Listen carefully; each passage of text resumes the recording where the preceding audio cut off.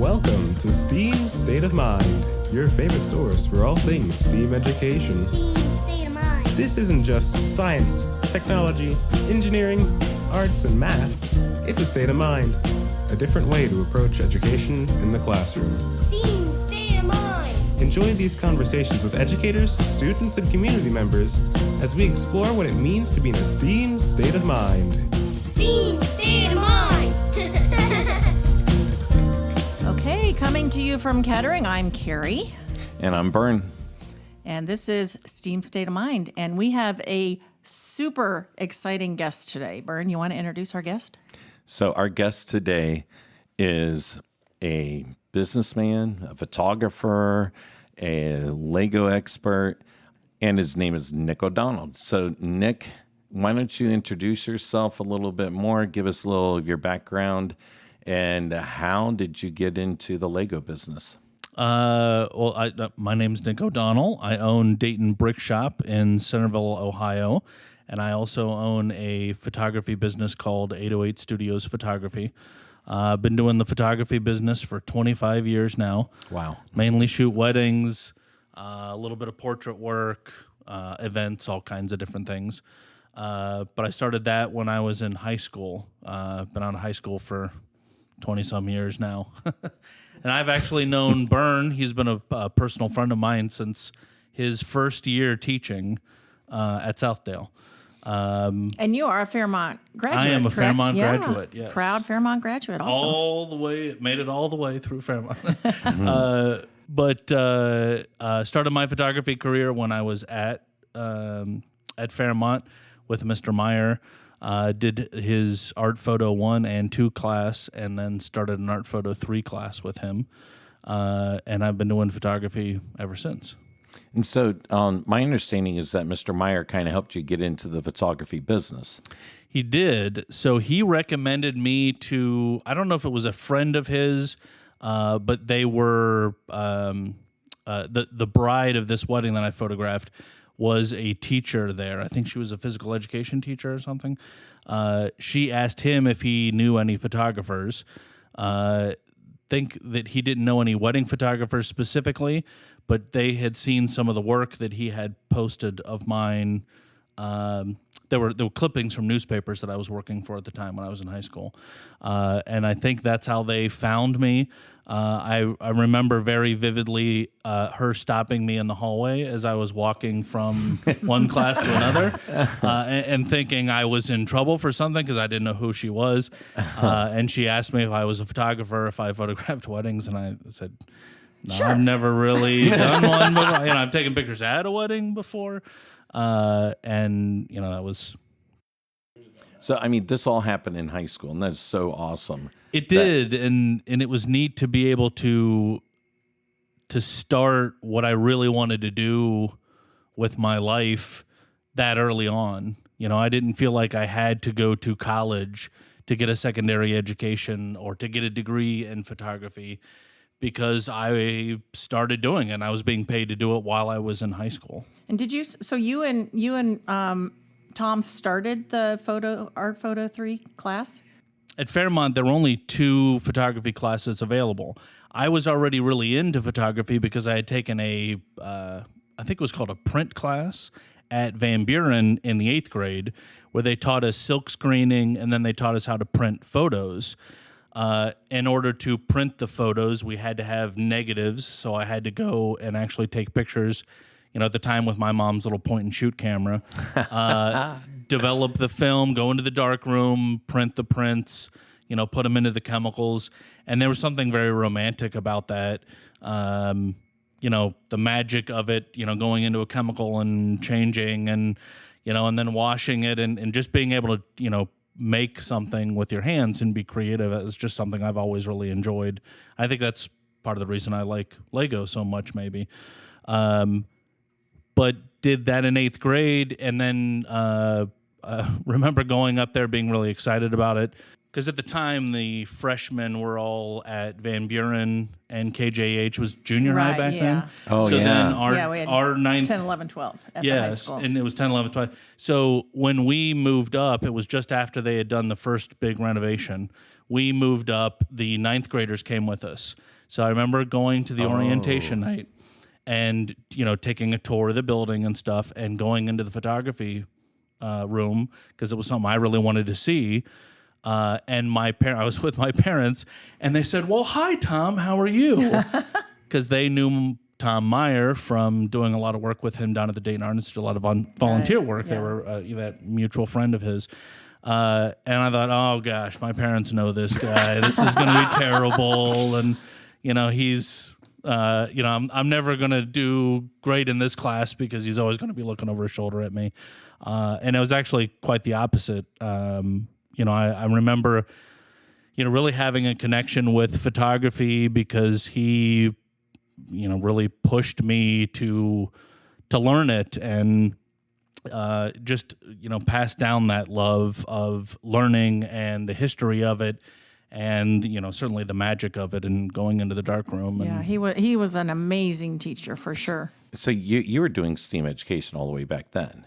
You just didn't know it. You didn't realize it. And that's really cool. It didn't have a name back then, maybe. Yeah. No, yeah. And so that is exactly, but look at how passionate it, you already had that interest, but then being able to work the science part of the chemicals and being in the artwork of it and, engineering these things. And, I mean, all of that is involved in STEAM education. And basically, those experiences led you to what your passion, and yet you're able to have those STEM experiences even back then.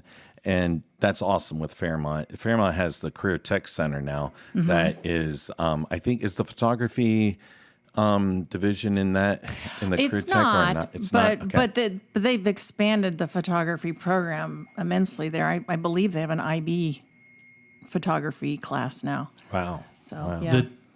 25 years ago, 23, 4 or 5 years ago that I graduated. At the time, it was in the South. It still is. It was in the South building. Yep, I think still it was is, the South yeah, building. which Okay. is where the CTC, well, most of it, because we have a whole new building now with cosmetology and construction. So Right. It's so Fairmont with the STEAM education and these opportunities that allowed you to even, go any further. And so you were going to ask a question. Well, what I'm really curious to know is, so how did you go from photo to Lego? Are two seemingly very different things. So during the pandemic, the wedding business just really tanked. I mean, it went from, very busy to absolutely nothing almost overnight. Once the pandemic hit, brides were really unsure about what was going on. Everybody wanted to postpone everything, not do it, cut it down to a really tiny little thing in their backyard. The income just wasn't going to be there for me.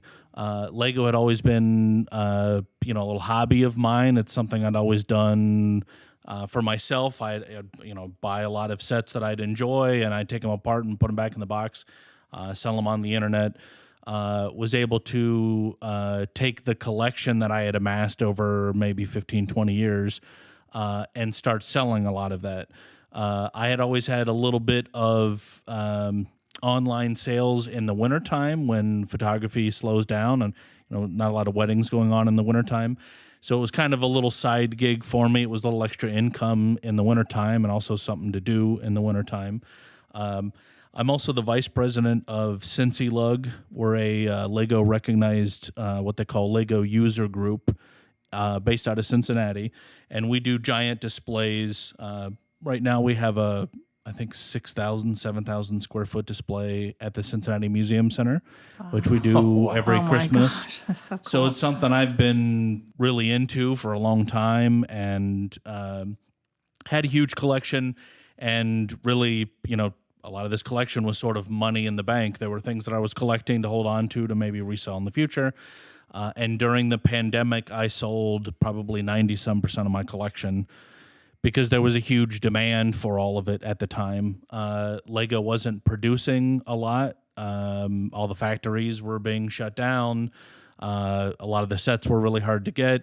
and people were at home. They were bored. They wanted projects. They wanted something to do. So I put a lot of my sets on the internet and started selling them. We got really busy selling all the individual parts. We sell everything from, one tiny little piece and, a minifigure all the way up to giant sets and bulk parts and all that kind of stuff at the shop. So we were selling a lot of that locally. Had a gal that was working for me that was driving about a half hour every time she came in. So we decided that it would be better to move closer to where she was, that she'd be able to do the orders a lot more often, and found a space with enough space that we were able to open up a retail store. We opened up a retail store in the middle of the pandemic, which brave soul. Yeah, got a lot of eye rolls and questions on that one. But we put our protocols in place with the masks and spent a lot of money on hand sanitizer and all that stuff. And we really just did a pop-up shop for the first probably 3-4 months, where we were just doing certain weekends. So, the flexibility of working around my full-time job of photography, because in the fall when we opened, we were sort of getting back into a few weddings. We were having a few more events. So I would have the weekends that were open where the weddings had canceled or maybe scheduled for next year open. So then we would open up the shop, and it was very successful, to say the least, for those weekends. We moved forward in being able to just be open every Friday and Saturday. And now during the holidays here, we're going to be open Thursdays, Fridays, Saturdays, and Sundays. Oh, wow. That's awesome. That's great. So, and it was just me and Jamie, the shop manager at the time when we opened. We now have 5 other people that work with us. So, is there a Lego type of person, or do you see just all sorts of different people that are really kind of interested and fascinated with Lego? Well, I don't know a whole lot about STEM, but I see the people who like Lego into a lot of the STEM, maybe background ideas, things that are in STEM are the people that like Lego, I tend to see. They like something artistic. They like the engineering of it, especially with the Technic sets. There's a lot of engineering and gears and motors and things. Robotics are real big with the Technic side of things. And a lot of people like Lego just for the sheer fact of it's almost a 3D puzzle. So they like to take a pile of, nothing, just a bunch of parts, and turn it into something beautiful like the Disney Castle or the Batmobile tumbler or a dump truck that's controlled with an app on your phone. So we tend to see, everybody from 2, 3, 4-year-olds all the way up to grandparents and, people in their 90s who really love Lego. And Coach S is digging this, that I'm all these absolutely loving all this. people that are getting into STEAM through toys. That's really awesome. It is. And, Kettering Steam purchased, a bunch of Legos from Nick's shop, and that's how we kind of got this podcast going here. But one of the things I also want to bring up is, in STEAM education, we are really, really trying to, the reason why we really want this in elementary is because it is proven, and I just read another article about this, that girls, by the time they reach the 6th grade, they start getting away from any type of like STEAM career fields. And a lot of that is because they're not exposed and they're not excited and they're not interested or anything like that in those kind of things. And it's not because they never had like a curiosity for it, but they've never had the opportunity and been the exposure of those fields. And that's why we really want to get this into the elementary more. And so have you noticed the Lego business or industry or whatever being more inclusive? Because when I was a kid, Legos and those building things were all for boys. you know? Absolutely. Yeah. So I definitely have really noticed within the past 5 years, the Lego group that I am a part of, Cincy Lug, that was all men for a really long time, with a handful of women, at the most maybe 2 women and probably 30 guys. Now it's nearly half and half. That's awesome. We're seeing a lot more female customers come in of all ages at the shop, looking for some of the bigger sets that would take more of a, I don't know, maybe an engineering brain to want to put together. They're not just buying the Winnie the Pooh set or the Disney Castle. They're buying, the Batmobile tumbler, or they're buying the Jeep Wrangler or something. It's neat to see them want to engage in some of the other products and not be, maybe pigeonholed into buying the cats and dogs and the little things that, might That be are stereotypically for stereotypically female-driven sets. Right. But at the same time, Lego has been very responsive to this sort of move to be more inclusive, because it's okay if you like, the Disney Princess Castle or something like that. That's all right. So it seems like they have become more inclusive too. When you go to the store, you see all sorts of kits that might be of interest to girls. Sure. And, and then there's some that, like you say, that it doesn't mean that they can't also build the Batmobile, but it does seem like the company itself has been responsive to this inclusivity, it seems like. There was a note written, I believe, I don't know if it was maybe the owner of the Lego company, but it's one of those things that floats around the internet that pops up every once in a while. I believe it was about 6-7 years ago. 5-year-old, 6-year-old girl wrote a letter and said, "Why aren't there women in Lego sets?" And at the time there were very, very few women minifigures. And minifigures are what Lego calls the people. Sure. So she wanted to buy a firefighter set, or maybe a fire truck set, but it had all male firefighters. Maybe she wanted to buy a construction set, but it had all male construction people in the set. So she sort of called him out and said, how come there aren't women in these other sets that are, probably more male-dominated roles in the real world? And Lego has done a really excellent job. And it's something that I've appreciated in my own collection as well, because when we do these huge displays, we are buying those smaller sets to get those minifigures and to add them to our displays in order to make those connections with the kids who might come and see our shows. So we are buying the Lego set of a fire truck to put in our displays, because a 5-year-old might be buying that set someday and make that connection of that he could maybe buy this set and someday turn it into something larger and more beautiful and more detailed, like our big Lego displays that we do. So we're able to then take those female minifigures and put them in the city and make the city look more realistic, rather than having a bunch of, maybe potentially 200 male minifigures running around our city. Seen a lot of more recent sets. There's a hospital set that came out. Over half of the minifigures in there were women, and they had female doctors, not just female nurses. So they had male doctor, female nurse, male nurse. And then they had a family in there also that had just had a baby. It came with one of their latest and greatest little baby minifigures.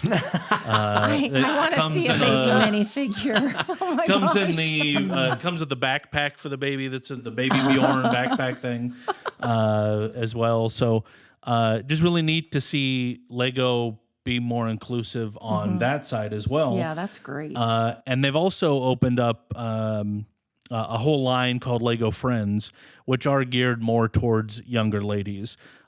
Most of them are buildings and things that girls might be interested in, like maybe horseback riding or vet centers. So it's easy for them to maybe make the connection of, I built this Lego set, and these are, young women in the Lego set that are vets, or they're going to own their own bakery, or they're going to own their own horse riding shop or something. So I think that's great for those young girls to make that connection, that they don't all have to grow up and be, a nurse or a teacher or, not that there's anything wrong with being a teacher. Right? So. No. Thanks, Nick. Yeah. So the other part that I think is really awesome of the things that you're saying is so interesting. The part about the imagination and the creativity and the art aspect of it, that, just said the things that you're just explaining, these kids using their imagination, because everything is on, like, okay, these kids turn on their telephone, or, I call it a telephone. It's not even, Telephone. But, their smartphones, and they're watching video. Everything is there for them. And Lego it's is handed to them. Yes. It's just streamed right into their brain. Exactly. Yeah. And Lego gives that imagination, that creativity, that art, and especially if you just hand them, here's a bunch of Legos, Lego, go do it.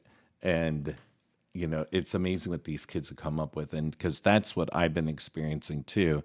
And I was using a Lego set with one of the first grade teams, and they, I just gave them general guidelines, and they were like, and the teacher was like, okay, well, we got to kind of tell them what to do. I was like, no, we don't. Just let them go. Let's see what they do. And oh my God, it was so cool. And then when they explain it, so their verbal communication of explaining, why did you do this? Why did you do that? Why did you do this? And it was just amazing. They had a reason and a purpose for everything.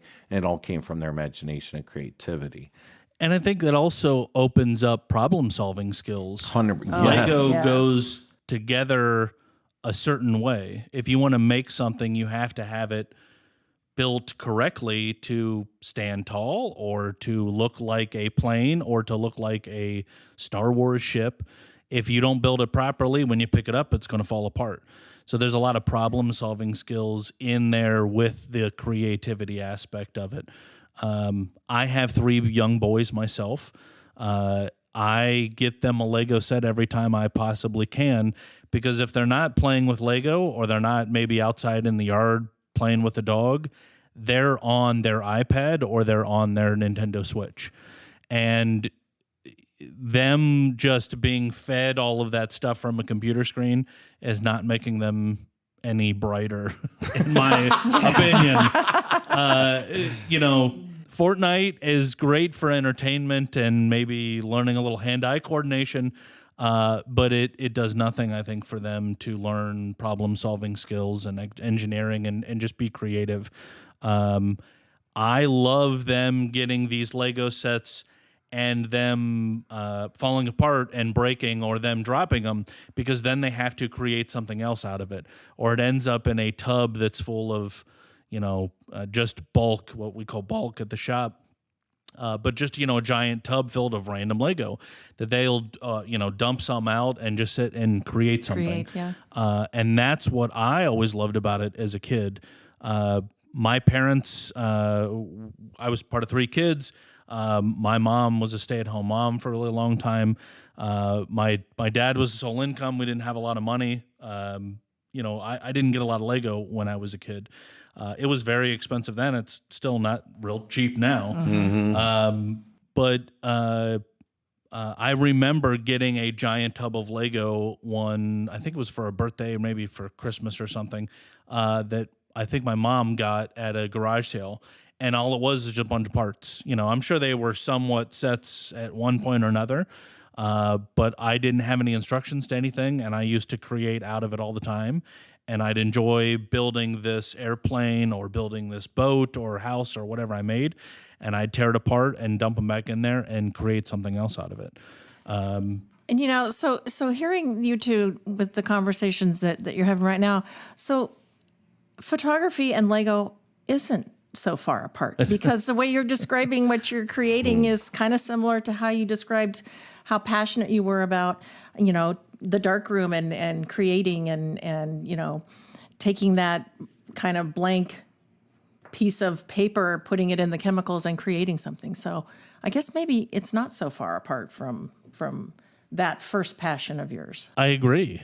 It seems so far apart, maybe what a worldly profession of photographer would be versus a hobby, or I guess I'd say the other thing that I used to do with my life. It was, I was working to be a photographer, and I always thought Lego was just a hobby or a thing I just enjoyed doing. And I guess now maybe I'm seeing the connection now of why I do like it so much. Absolutely. Is the creativity aspect. My goodness, Legos are popular for, that you've shown that through the building of a hugely successful business. So that's really cool.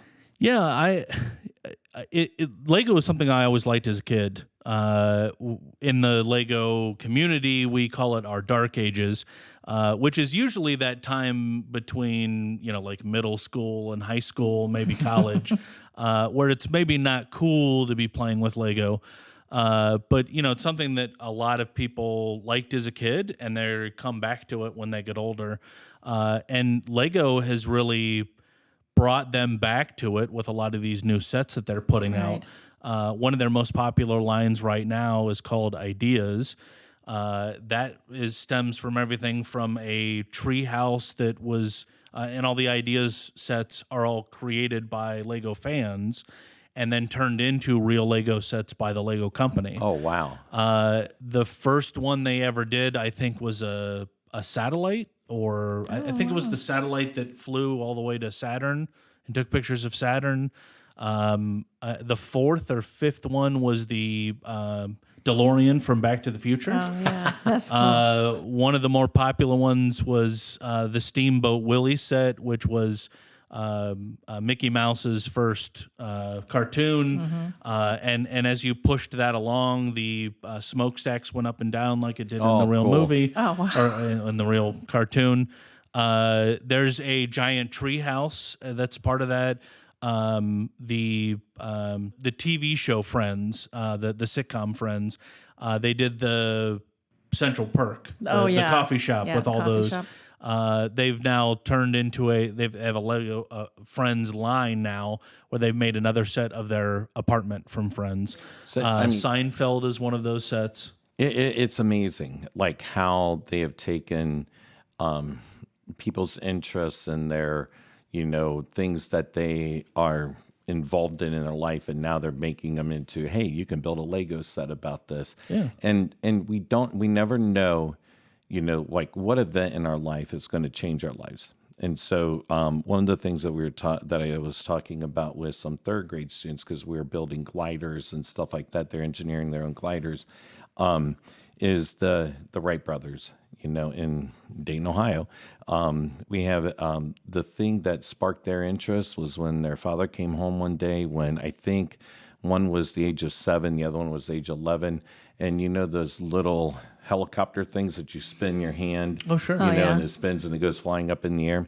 That was a toy that he gave those boys, and they loved that toy, and they were so curious and wondered, like, how does that work and how can we do it? That is what sparked their interest into investigating flying and doing all. They would engineer these things when they were a young kid and do different things. And so that one event, look, we're flying, that one event, we don't know. Never knew that. That toy that, when you got that gift as the Legos, guess what? Look how that impacted your life now. Sure. Mr. Meyer giving you that opportunity to, photograph, and that 8th grade experience of working with the chemicals and seeing all that gave you that. And that is what STEAM what we try to do. And that's the STEAM mindset. And that is the STEAM mindset. Sure. So one last question for you, Nick. And this has nothing to do with STEAM. Well, maybe it does, but how are you having inventory issues and things like that, like so many different Is the Pope Catholic? Yeah. Okay. That answers my question. Is the sky blue? We are. Thankfully, because we're a small business, and the nature of the business, the way that we do things, we're able to work a little more nimbly. I'm not necessarily waiting for that ship out in the Indian Ocean to Right. arrive. We knew that this was going to be an issue back in the spring. From the wedding side of the wedding business that I had, I could see brides not wanting to schedule things while we were still in the middle of the pandemic. I knew that we weren't scheduling weddings a lot in 2021, and we're having issues scheduling them for 2022 because people, I think, are just still a little leery of having a large group. So we started purchasing back in April, May, to make sure that we had enough stock for the holiday season. I have been to Walmart, Target, pretty much all of the big box stores around where I live down in Westchester and up here in Dayton, and I'm seeing empty shelves everywhere. We have more stock at our store than we've ever had, maybe double the amount of stock that we've normally carry at this time of year.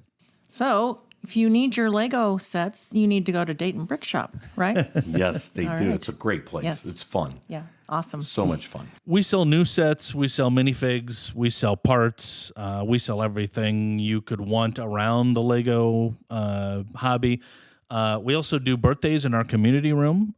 We have a free build day coming up. I think it's December 9th and December 11th. We're doing a free build day where they can come in and build a snowman or reindeer ornament. Oh, that's great. Yeah, we have lots of things that we're doing for the community. The thing that we just announced yesterday, we're doing a toy and clothing drive for Hope's Closet down in Westchester. They run a nonprofit that supports foster children and foster families.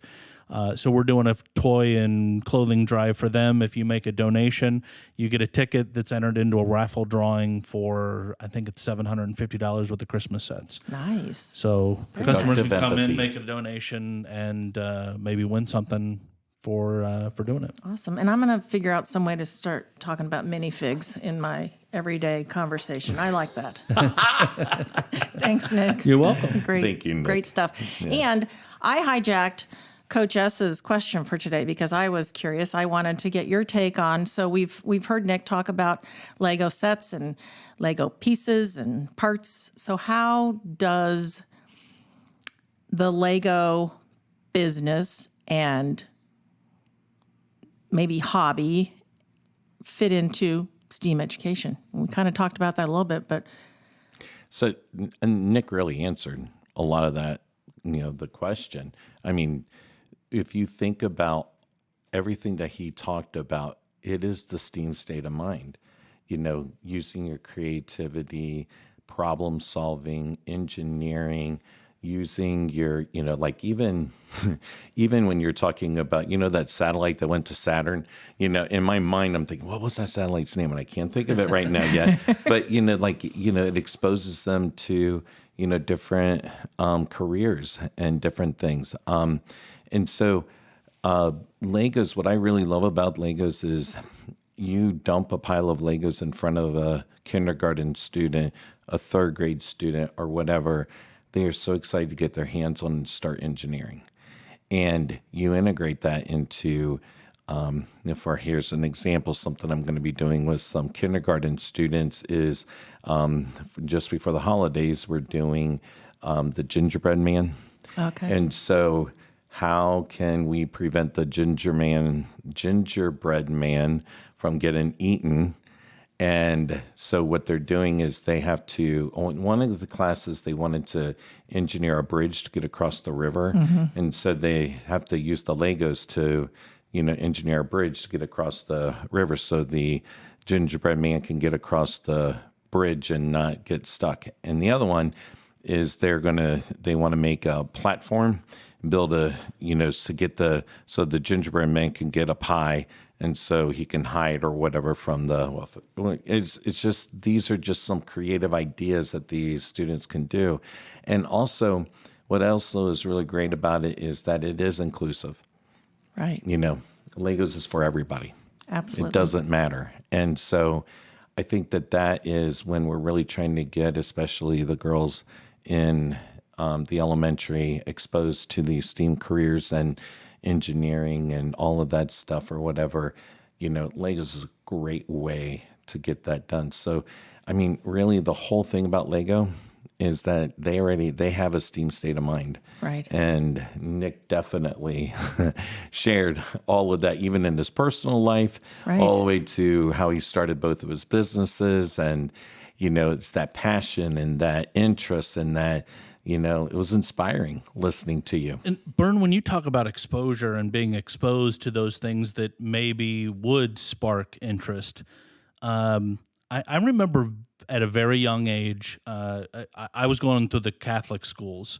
All of my friends were at the Catholic schools and all. They went to Alter. I went to Fairmont. I feel very blessed. I think that was a big turning point in my life to be able to go into the public school system and be exposed to photography and what, back then wasn't called STEM, but, the creativity side of things of photography and art and the arts and going through, I did illusion show choir while I was there. The plays and all the things. A lot of that, most of it was not available at Alter. It was not available at the private schools.